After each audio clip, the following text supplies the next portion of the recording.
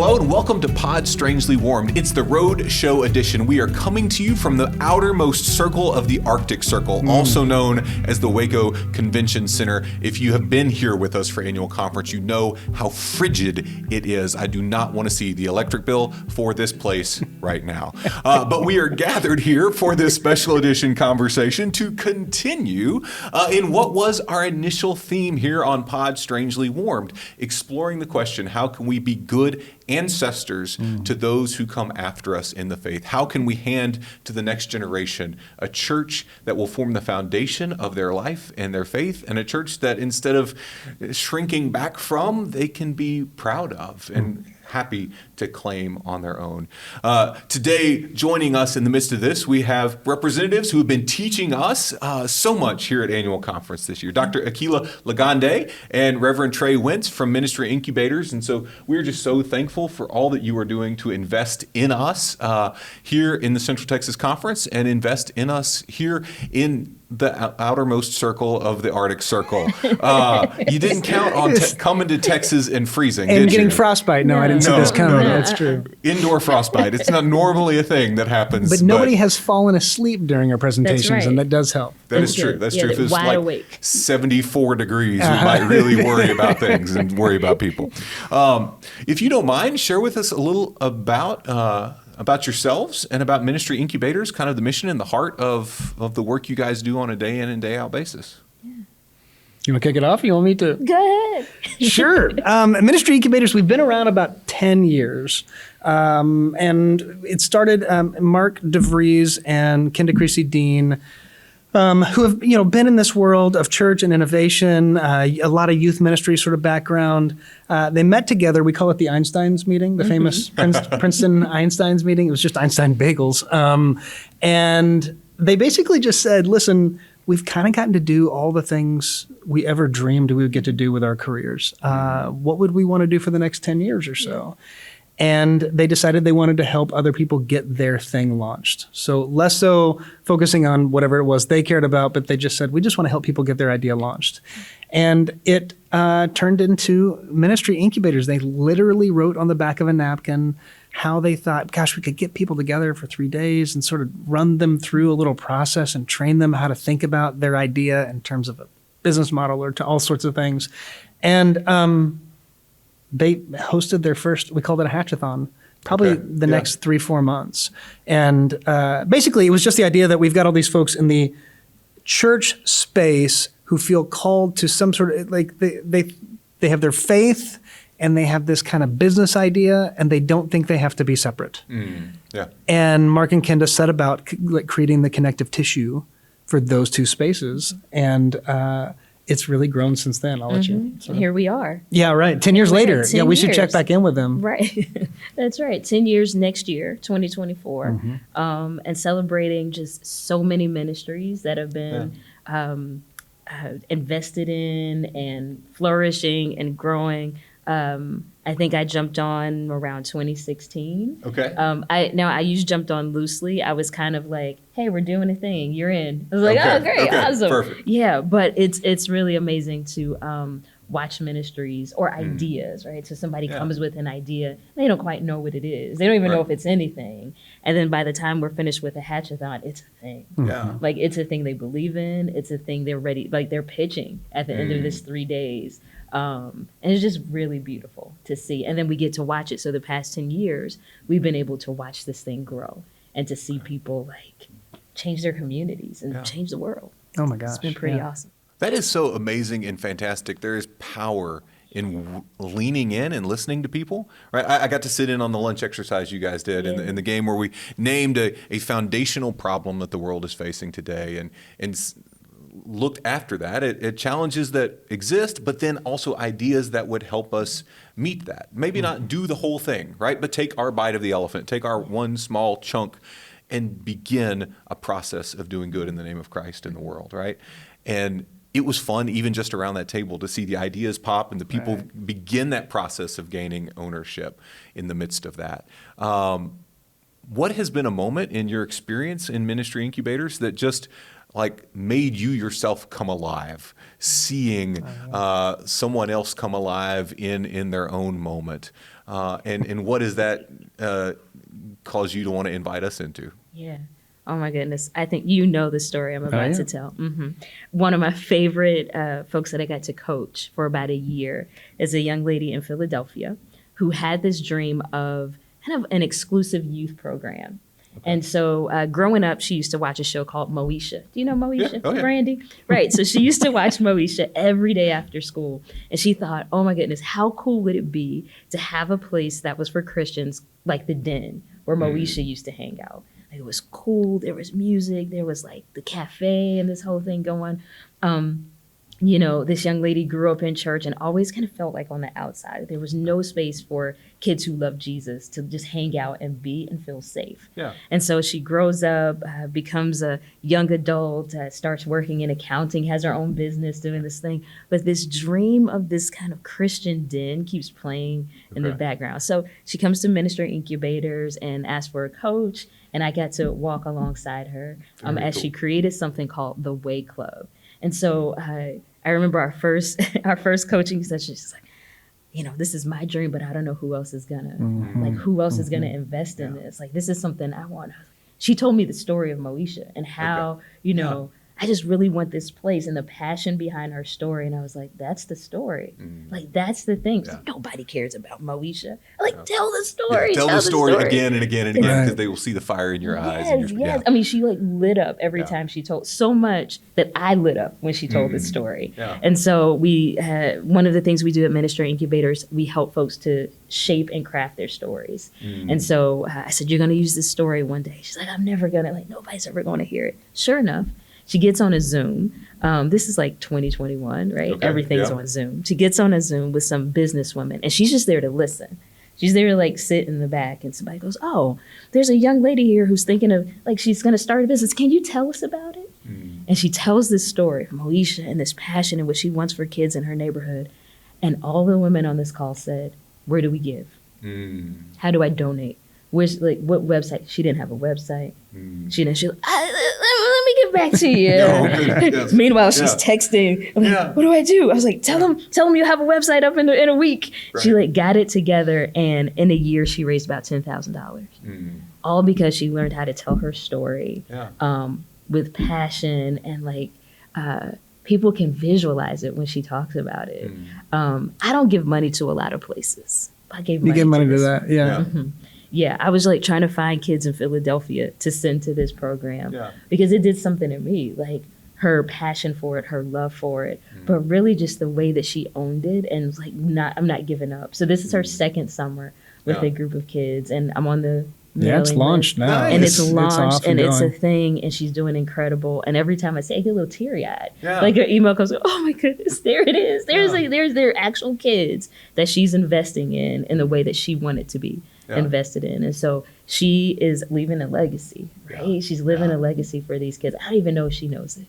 She's just in it because she loves it, and because she loves these kids, and she loves Philadelphia.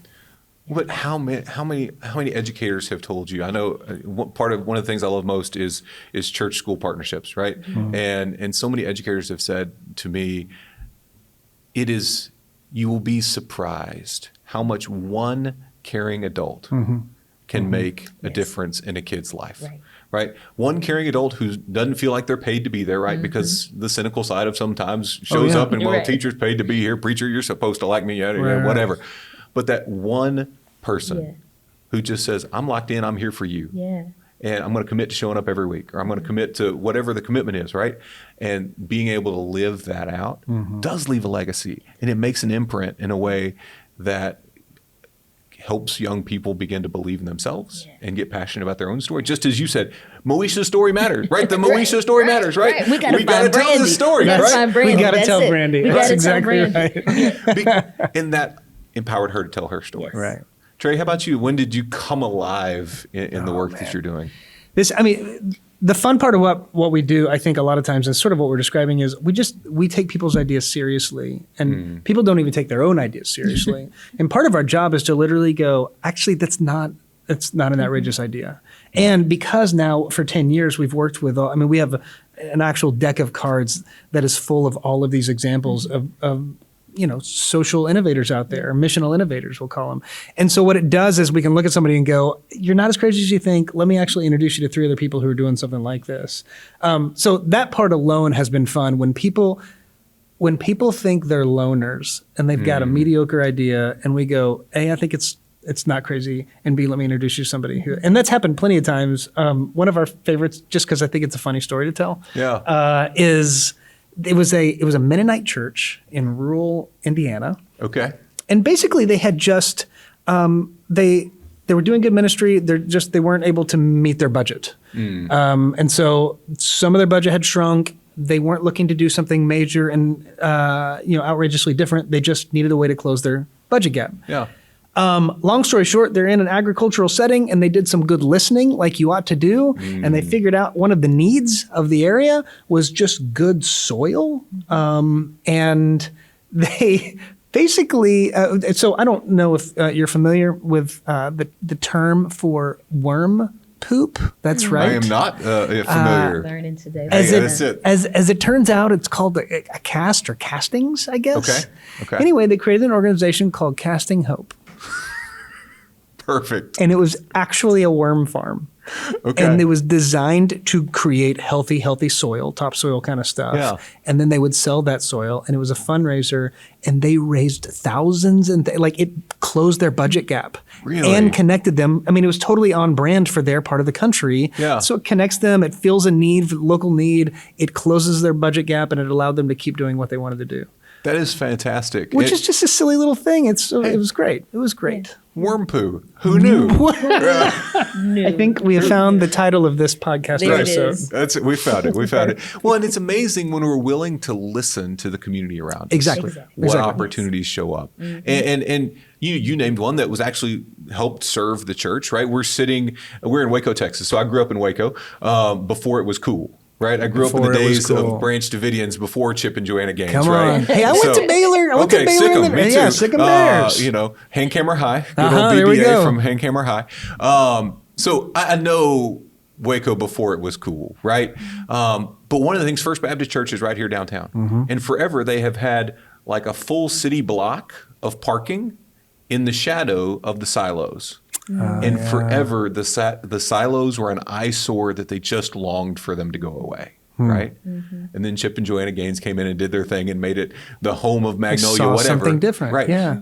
And I can't tell you how many thousands upon thousands upon thousands of dollars they've made by the community wants to come see the silos. They're willing to pay $10 to park, and how many new innovative things they've been able to fund just by utilizing the gifts that they have in service of what the desires of the community around them are, right? Yeah. And so listening to the tourists coming in is empowering their ability to listen to the community around them here as well.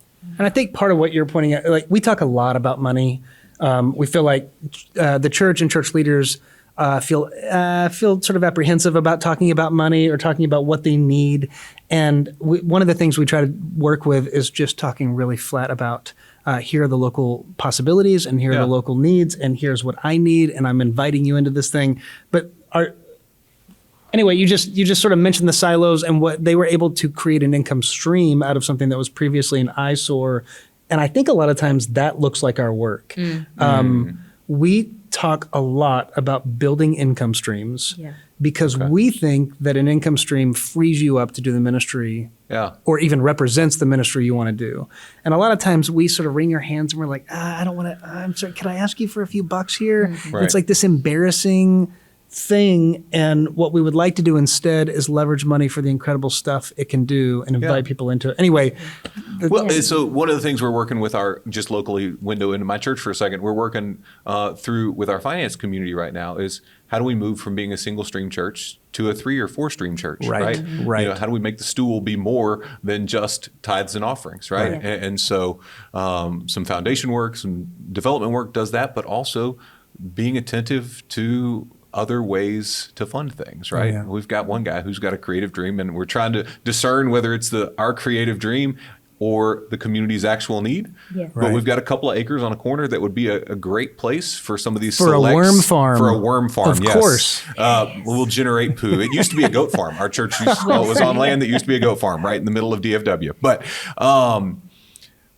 But there's some conversation about, is the need there in the community? Like all these select soccer teams, and everybody is desperate for practice space. And can we make this an available space that does generate a little bit of income, but also meets a need for a community and helps us have just that baseline? You talk about the 7 times you have to see something before you ever notice that it's there. Right.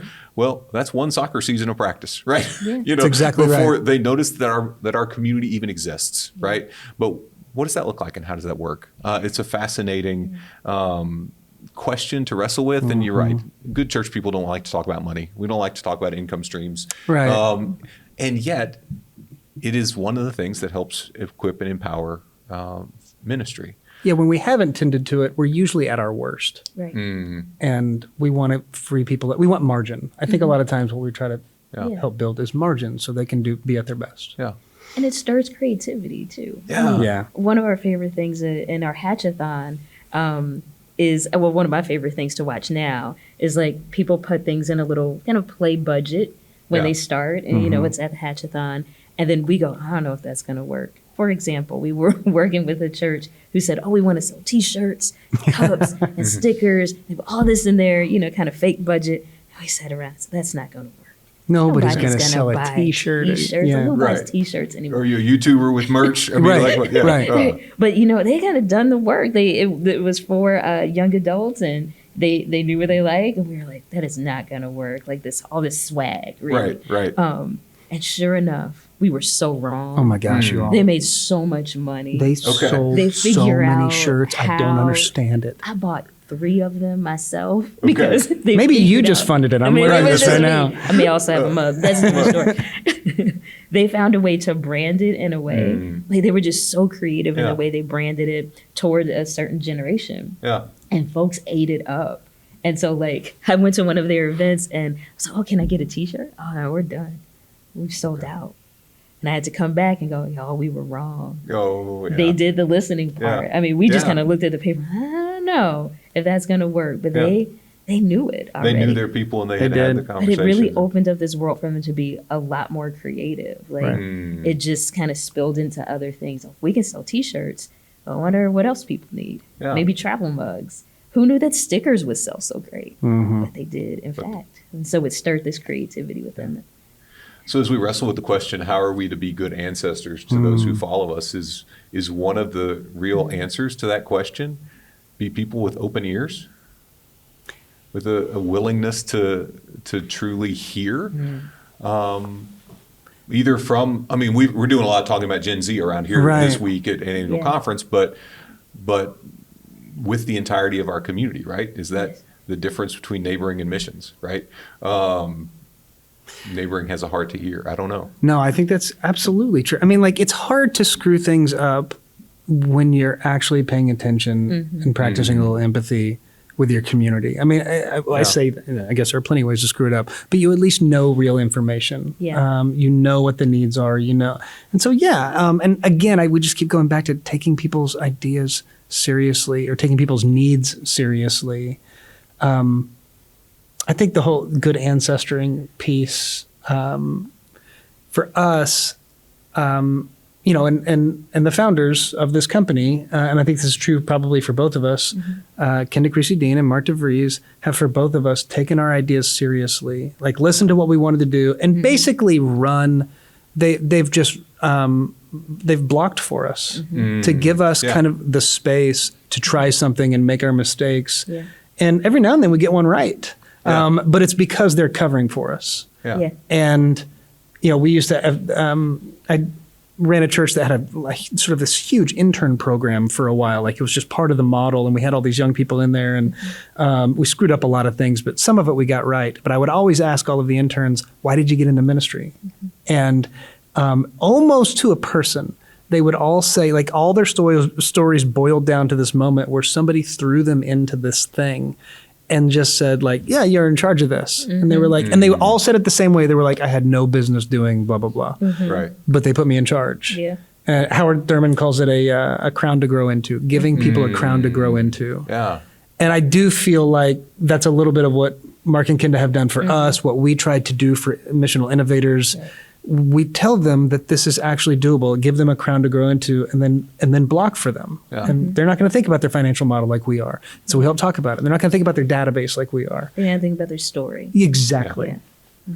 Anyway, that's what it brings up for me. I don't know. No, that's absolutely right. I called it loved into leadership. Okay. Basically kicked into the fire. Like, am I supposed to be doing this? Like, y'all really trust me with this?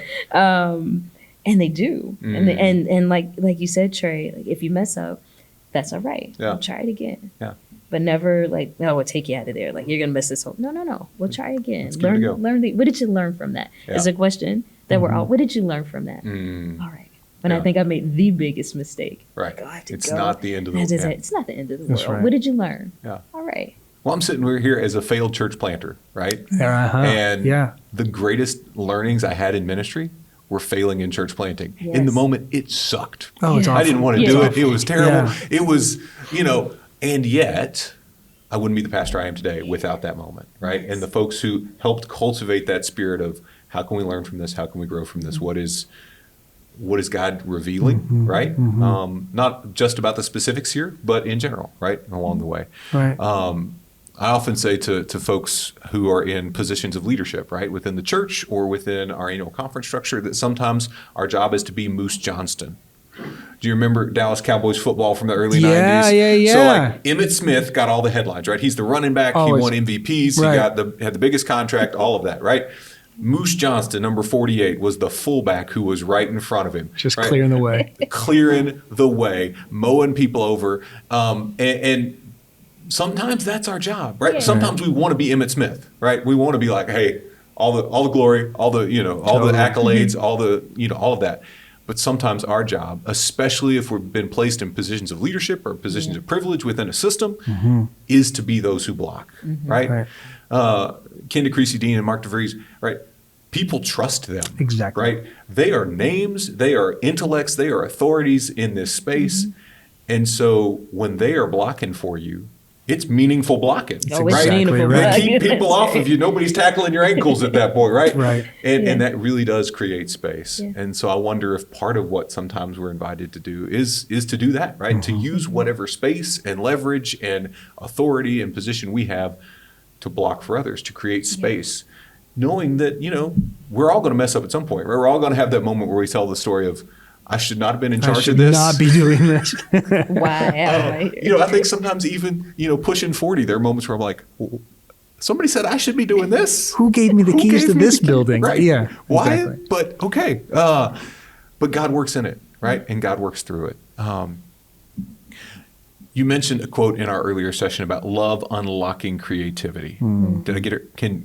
Love makes us inventors. Love makes us inventors. That's That right. is such a powerful piece there, right? Because part of giving somebody the freedom to fail, I would imagine, is loving them enough to give them that crown to grow into, right? That Howard Thurman quote there. Right. It is so powerful. When we were at lunch, you were talking about Homeboy Industries. Right. You were talking about Father Boyle, and I had Texas Methodist Foundation sent my TMF group out to LA to just sit at the feet, right? And hear from Dr. Boyle, hear from the Homeboys, experience, just walk through, spend a day and a half with them.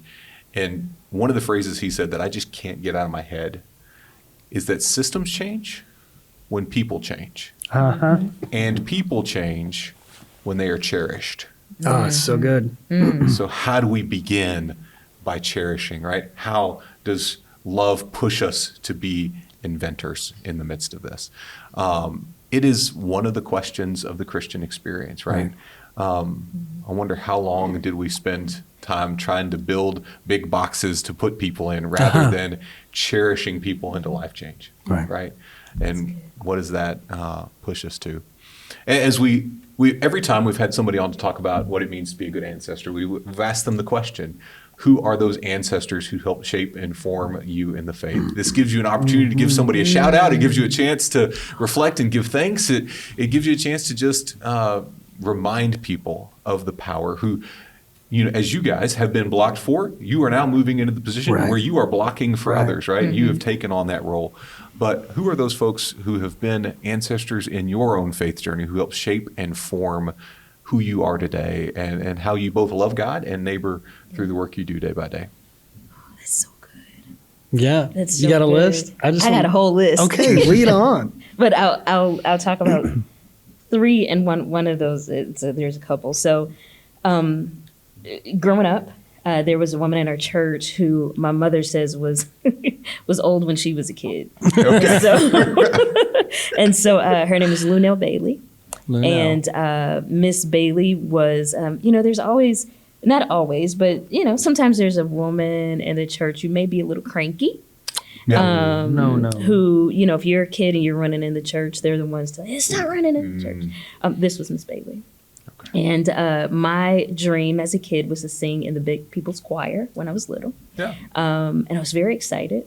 So when I turned 13, I could sing in the Big People's Choir. I was thrilled. I was thrilled. I went to choir rehearsal, sat in the front. I was short. I am short. Had a high voice. So that means I was front and on the end. Okay. And I went to sit down, and who walks in and sits right next to me? It's Miss Bailey. And I was like, I don't want to do this anymore. I'd rather be an usher. I don't want to sing anymore because I knew what was going to happen. She was going to tell me all the things that were wrong, all the things that I was supposed to do, and young people. And I was like, oh, this is a terrible, terrible, terrible thing. I sat next to Miss Bailey in that choir from 13 through my young adult years. I went to college, and every time I came home, I would sing and I would sit next to Miss Bailey. What she did for me changed everything. She taught me how to love my church. She taught me how to love my pastor. Even if I disagreed with something, she would say to me, I don't know what pastor's doing, but I trust his vision.